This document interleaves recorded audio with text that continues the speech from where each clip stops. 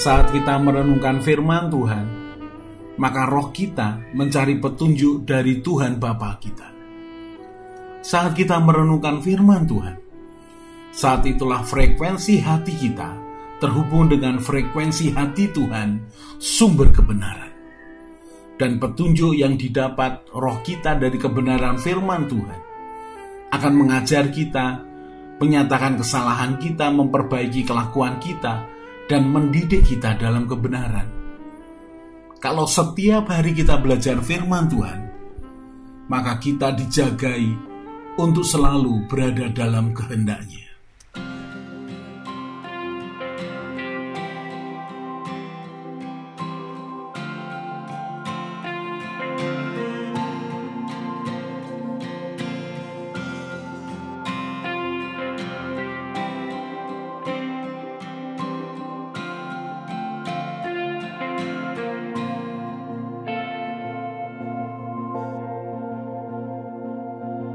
Bapa, Kau setia,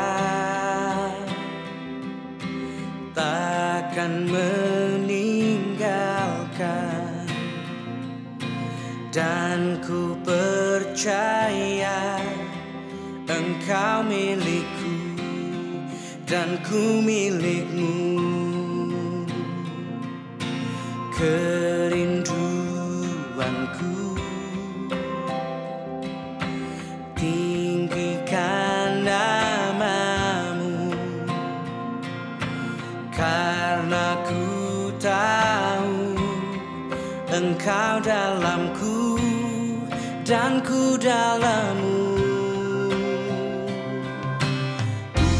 Ubah hatiku seputih hatimu, setulus salibmu, kasihmu.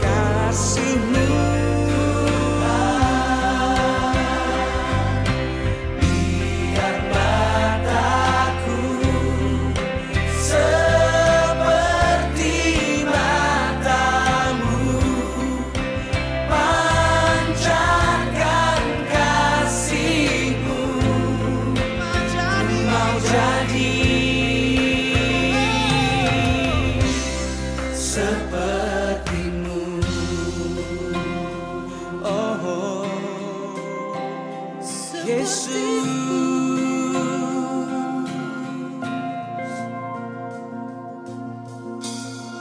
Sing this song together. Bapa, Kau setia, takkan meninggalkan. Amin. Dan ku percaya Engkau milikku dan ku milikmu. Kerinduanku tinggikan namamu,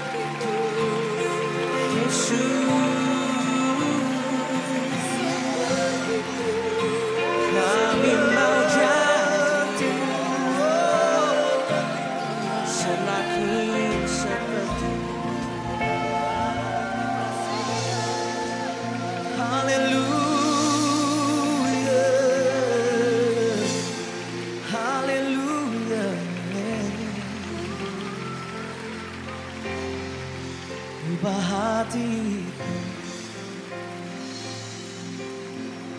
Malam ini kami mau diubahkan, kami mau diubahkan.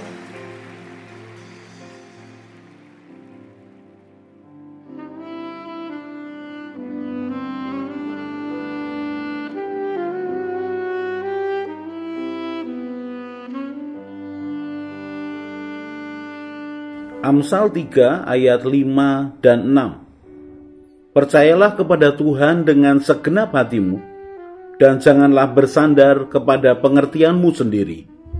Akuilah Dia dalam segala lakumu, maka Ia akan meluruskan jalanmu.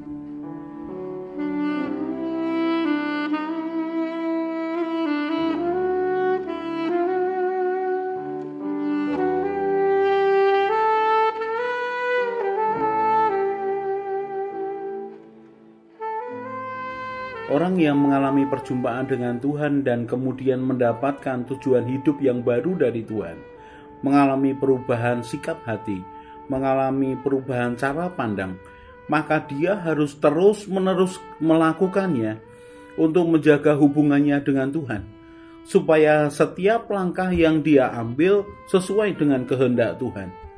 Tetapi apabila seseorang bertemu dengan Tuhan sekali, dua kali, kemudian dalam perjalanan hidup berikutnya dia berjalan sesuai dengan kemauannya sendiri, maka langkah-langkah hidup selanjutnya tidak selalu sesuai dengan apa yang Tuhan mau. Kalau orang mau terus merasakan perjalanan hidupnya dengan Tuhan senantiasa, maka dia bukan hanya sekali bertemu Tuhan, dia bukan hanya dua kali bertemu Tuhan, dia harus terus mengusahakannya, menginginkannya. Dia harus menginginkan Tuhan untuk bisa menuntunnya sepanjang hidupnya. Mazmur 37 ayat 23. Tuhan menetapkan langkah-langkah orang yang hidupnya berkenan kepadanya.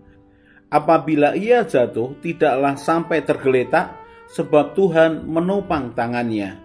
Dahulu aku muda, sekarang telah menjadi tua, tetapi tidak pernah kulihat orang benar ditinggalkan, atau anak cucunya meminta-minta roti. Saudara perhatikan bahwa orang yang hidupnya berkenan kepada Tuhan, maka langkah-langkah hidupnya itu ditetapkan oleh Tuhan. Bagaimana langkah-langkah hidup kita ditetapkan oleh Tuhan? Maka tidak ada cara lain kecuali kita menjaga hubungan dengan Tuhan itu terus-menerus. Tidak hanya sebulan, 2 bulan, tetapi terus-menerus dari bulan ke bulan, dari tahun ke tahun, terus-menerus tidak pernah putus, sehingga kita ini bisa mengalami Tuhan senantiasa. Kita akan belajar tentang Salomo yang bertemu dengan Tuhan. Pertemuan Salomo dengan Tuhan berbeda dengan pertemuan Daud dengan Tuhan. Pertemuan Daud dengan Tuhan walaupun Alkitab tidak mencatat dengan jelas, tetapi kelihatan dari sikap Daud. Di dalam 1 Samuel pasal yang ke-16 dikatakan, dia seorang pemain kecapi, dia orang yang disertai Tuhan.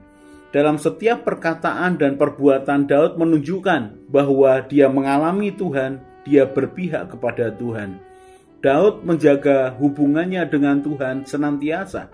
Lalu bagaimana dengan Salomo? Kita tahu Alkitab mencatat 2 kali Tuhan bertemu dengan Salomo. Tetapi apakah kemudian Salomo memiliki hati yang menginginkan Tuhan senantiasa? Berbeda, saudara. Kalau orang tidak menginginkan Tuhan senantiasa, maka buah kehidupannya berbeda dengan orang yang merindukan, menginginkan Tuhan senantiasa. Orang yang tidak menjaga hubungannya dengan Tuhan terus-menerus akan bisa melakukan kecerobohan. Bahkan sesuatu yang pada masa itu adalah hal yang biasa, hal yang normal. Tetapi kalau dia tahu bahwa itu bertentangan dengan hati Tuhan, harusnya dia menjaga hidupnya. Saya bacakan 1 Raja-Raja pasal yang ketiga, ayat yang pertama. Lalu Salomo menjadi menantu Fir'aun, Raja Mesir. Ia mengambil anak Fir'aun dan membawanya ke kota Daud, sampai ia selesai mendirikan istananya dan rumah Tuhan dan tembok sekeliling Yerusalem. Hanya bangsa itu masih mempersembahkan korban di bukit-bukit pengorbanan, sebab belum ada didirikan rumah untuk nama Tuhan sampai pada waktu itu. Ayat yang ketiga, dan Salomo menunjukkan kasihnya kepada Tuhan dengan hidup menurut ketetapan-ketetapan Daud ayahnya. Hanya ia masih mempersembahkan korban sembelian dan ukupan di bukit-bukit pengorbanan. Perhatikan bahwa orang yang tidak menjaga hubungannya dengan Tuhan terus-menerus, maka dia bisa melakukan suatu kecerobohan yang bisa menjauhkan dia dari Tuhan. Kecerobohan Salomo yang pertama adalah dia masih mempersembahkan korban sembelihan dan ukupan di bukit-bukit pengorbanan. Kemudian kecerobohan yang kedua adalah dia menyukai wanita-wanita yang Alkitab mengatakan wanita-wanita itu mencondongkan hati Salomo kepada ilah-ilah lain. Tetapi perhatikan ketika Tuhan bertemu dengan Salomo.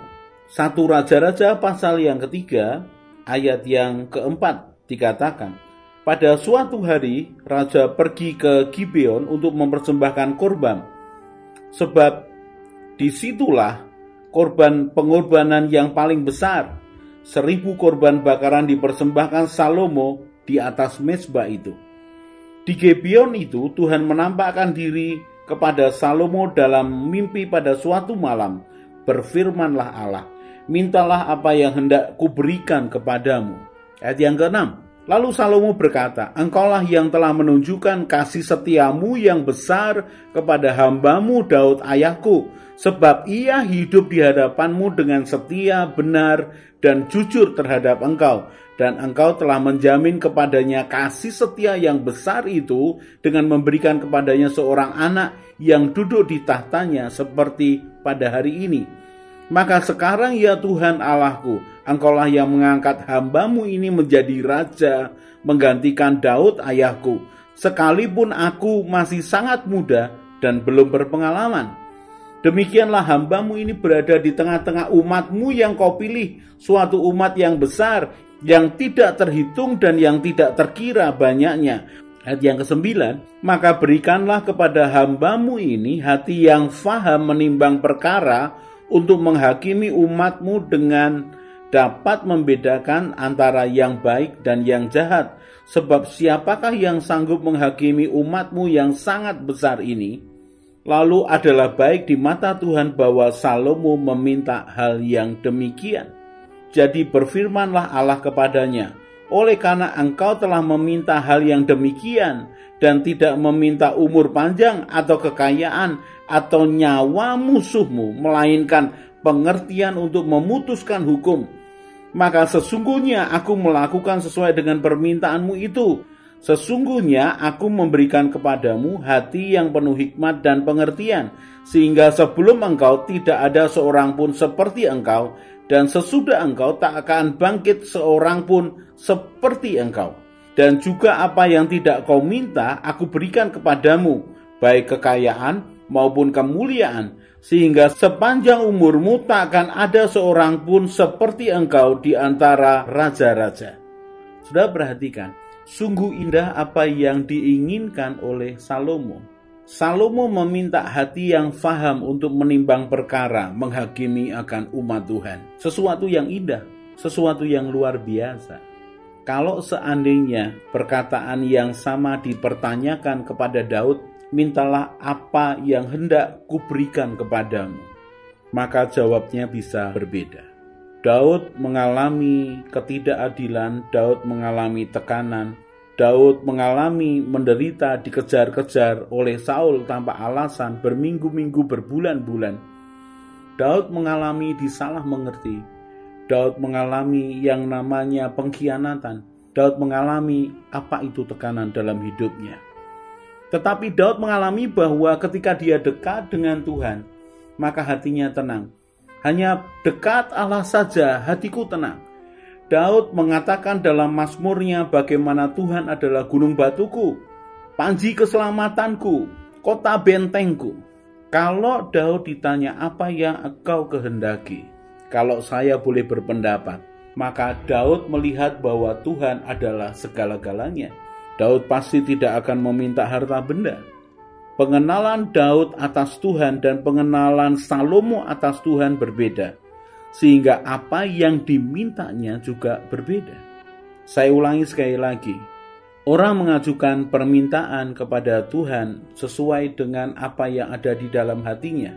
Kalau dia mengalami Tuhan dan Tuhan segala-galanya dalam hidupnya, maka yang diminta pasti adalah bagaimana Tuhan tetap menjadi satu-satunya dalam hidupnya. Tetapi ketika Salomo meminta hikmat untuk menghakimi umat Tuhan dengan benar, Tuhan pun menghargai. Bahkan Tuhan pun mengatakan, apa yang tidak kamu minta, aku akan berikan. Aku akan berikan kekayaan, kemuliaan. Ketika Daud mengadakan perpisahan dengan seluruh pembesar Israel mendekati akan hari-hari kematiannya, dia berpesan kepada seluruh pembesar, kepada kepala pasukan 1000, kepala pasukan 100, para kepala harta benda dan ternak kepunyaan raja di hadapan anak-anaknya semuanya. 1 Tawarik 28 ayat yang ke-9. Dan engkau anakku Salomo, kenalah Allahnya ayahmu dan beribadalah kepadanya dengan tulus ikhlas dan dengan rela hati. Sebab Tuhan menyelidiki segala hati dan mengerti segala niat dan cita-cita. Jika engkau mencari Dia, maka Ia berkenan ditemui olehmu. Tetapi jika engkau meninggalkan Dia, maka Ia akan membuang engkau untuk selamanya. Kembali kepada 1 Raja-Raja pasal yang ketiga ayat yang ke-14. Dan jika engkau hidup menurut jalan yang kutunjukkan dan tetap mengikuti segala ketetapan dan perintahku sama seperti ayahmu Daud, maka aku akan memperpanjang umurmu. Saudara, kita belajar bahwa ketika orang bertemu dengan Tuhan, maka dia harus terus-menerus menjaga pertemuannya dengan Tuhan, perjumpaannya dengan Tuhan untuk langkah-langkah berikutnya. Daud terus menjaga hubungannya dengan Tuhan. Tetapi Salomo hanya 2 kali bertemu dengan Tuhan dan Salomo tidak menjaganya. Salomo ceroboh dengan tetap memberikan persembahan korban bakaran kepada ilah lain dan kemudian tetap menyukai akan banyak wanita. Itu yang kemudian dia menjauh daripada Tuhan. Mari kita belajar bahwa perjumpaan Tuhan yang pertama harus dilanjutkan dengan perjumpaan berikutnya dan harus terus dilanjutkan dengan perjumpaan-perjumpaan seterusnya, supaya langkah demi langkah kita sesuai dengan jalan Tuhan, sesuai dengan rencana Tuhan. Kita tidak menjauh daripadanya, kita tidak perlu melakukan kecerobohan-kecerobohan kecil yang bisa membuat kita tergelincir. Tuhan menetapkan langkah orang-orang yang berkenan kepadanya. Mari cari Tuhan, mari ingini Tuhan, mari terus-menerus ingini Tuhan sepanjang hidup kita.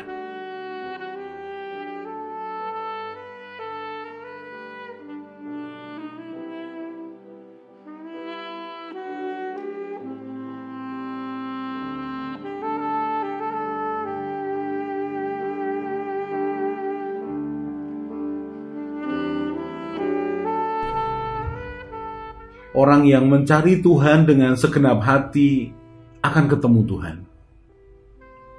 Orang yang percaya dan mengandalkan Tuhan akan seperti pohon yang ditanam di tepi aliran air. Tidak akan menderita melewati masa kering, tetap bertumbuh, hatinya bersuka cita dan terus berbuah.